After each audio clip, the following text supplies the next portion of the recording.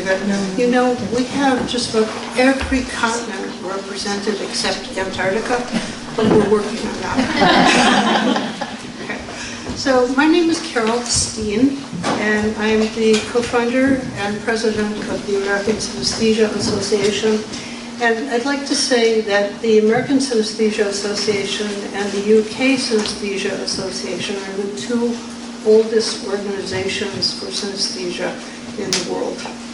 And we're both approaching 30 years old.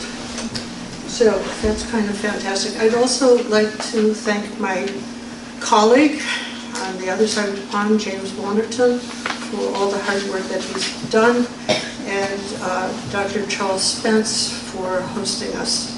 Brilliant. I'm sure everybody has a story about how they became aware of synesthesia. For me, it happened when I was 7 years old, and I told my best friend on a walk home from school in Detroit, Michigan, that the letter A was the prettiest pink I'd ever seen. Now, I know you won't agree with me, however, I can guarantee it definitely is pink. Well, she thought, being 7 years old also, that I was weird, and it cost me my best friend. We never spoke again. I had absolutely no idea at that time that many, many years later, I would be speaking to all of you, and you would be speaking to all of us about synesthesia. I had absolutely no idea. So what happened was Pat Duffy and I had been introduced by Simon Baron Cohen, who's at Cambridge University, and he thought that two synesthetes who lived in the same city, New York City, should meet each other. And Pat and I got together in my loft, I'm an artist, in New York City, and it was a November evening. It was dark, but we weren't looking at anything. We were just telling each other the stories of how hard it had been to get any information at all. And both of us shared the same dream, and the dream was, can we in some way make it easier for people to find out information about it? And so the ASA was born with a membership of 2. Okay. So I'd like to introduce now the board members. We have Daphne Moore, and we have Greta Berman, and we have Greg Jarvis. I'd also like to thank the people who through the years have made this organization possible. I'd like to thank Sean Day for his help in dealing with what we call the Infernal Revenue Service, which is responsible for getting us our charity status. And so far as I know, we're the only organization in the world that has a government sanction. I'd also like to thank people who are not here. Larry Marks in particular, who's been a brilliant scientist and absolutely terrific to work with. Finally, personally, I would like to thank scientists who have given me so much information. I can't tell you how grateful I am. So with that, I'd like to introduce my colleague, James Wannerton.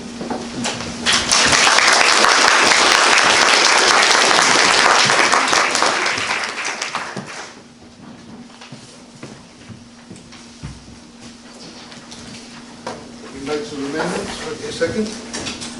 Got to wear 2 pairs as well. Bear with me. Right, okay, well, good morning everybody. I'd like to welcome you all to Oxford. It's a lovely sunny day, or it's going to be another nice sunny day, which I'm surprised I'm saying that after the weather we've been having recently, especially down in Norfolk where I come from. But I want to thank you all for attending, because I know it's not been straightforward for some of you, or with the train strikes and what have you.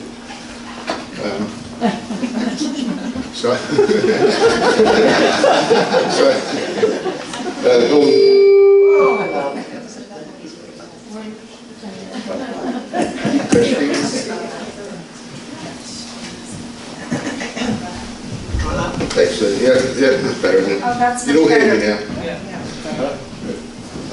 Right, good morning everybody. This is the 3rd synesthesia conference we've actually held in this beautiful city of Oxford. And looking at the programme, it certainly promises to be by far the very best yet.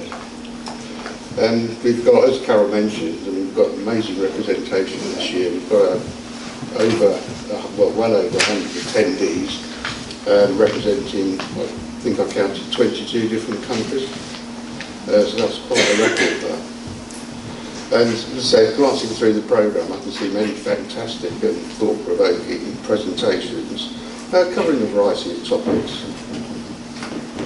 I was going to briefly mention the keynotes because it's important. The keynotes are of the usual high standard. Excuse me, I'll be breathless. I've been putting up poster boards.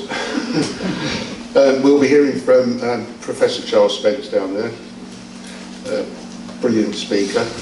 He'll be hopefully talking about his extensive research on cross-modality, which is a fascinating subject, and of course its influence over consumer product choices, something that I find really interesting. We've got Professors Jamie Ward, Julius in there. They're always engaging speakers, those two, absolutely fantastic. And they'll be talking about their high-impact research in a joint talk, keynote speech. And I think it's entitled, I've got a big title there, Synesthesia as a Tool for Understanding Variations in Mind and Brain. And the third keynote is an intriguing keynote being given by Daphne Mora from the American Synesthesia Association. And she'll be talking about what synesthesia can teach us about why we, synesthetes, like some things and dislike others. So that's going to be an interesting one.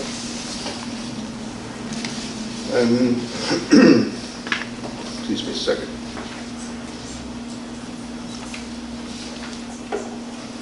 Cool. The poster presentations, they're going to be next door. That's the Britton Williams room over there. And they'll be up throughout the 3 days. There's a short film from Germany, which is going to be good as well, and a couple of VR and AR hands-on demonstrations. They'll be taking place in the Britton Williams room as well over the course of the 3 days. There's also a panel discussion on pain synesthesia on Saturday. Now that's going to be an interesting one. It's a panel discussion. So as you can see, there's plenty there to capture the imagination and to hopefully inspire. Been a slight change with the pain synesthesia panel because Carol, as you probably some of you know, Carolyn Hart was going to chair that. She can't make it now because of a medical emergency over in the States. But it's still going to go ahead, and hopefully we'll be able to link up with Carolyn, or CC as she's known, so she can at least be here in spirit rather than in person. Right. Well, I've got a couple of amendments to make here.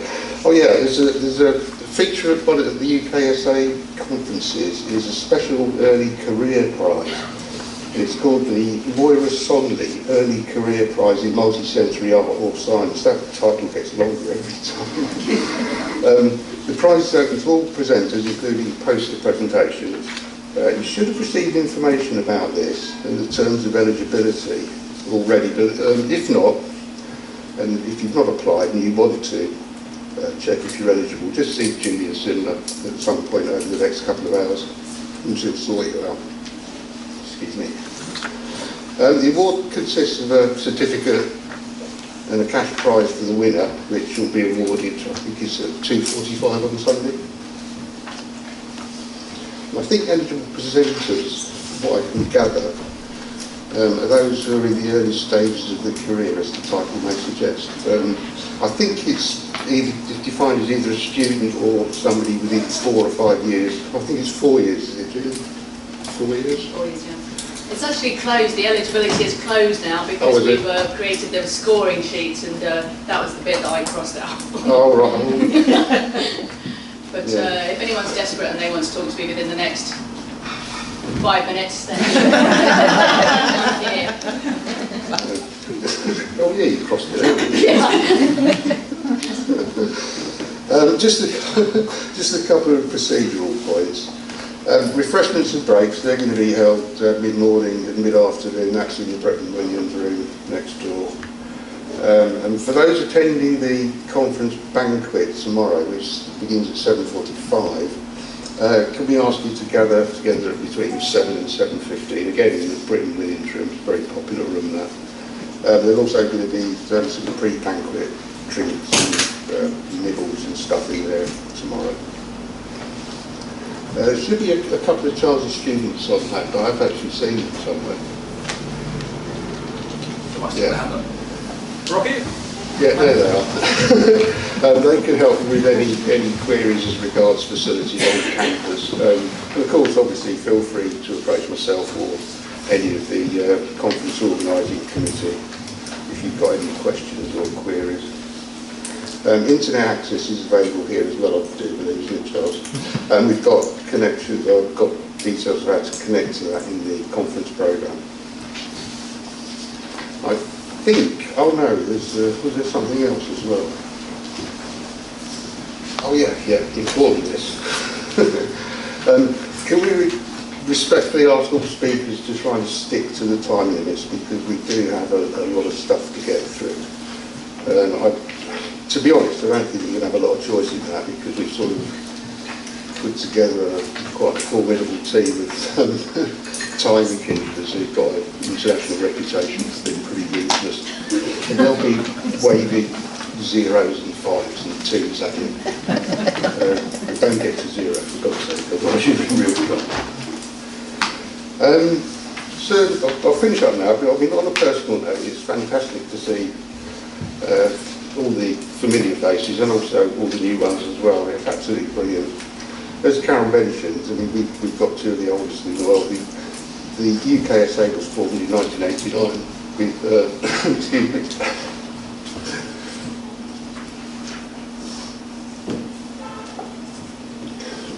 was formed in 1989 by Simon Baron Cohen and John Harrison at Cambridge. So we're sort of approaching our 35th anniversary this year. And really, we've only sort of made that milestone because of the patronage and the support and participation of people like yourself. So thank you very much for that. I think that's it now. Yep, all done.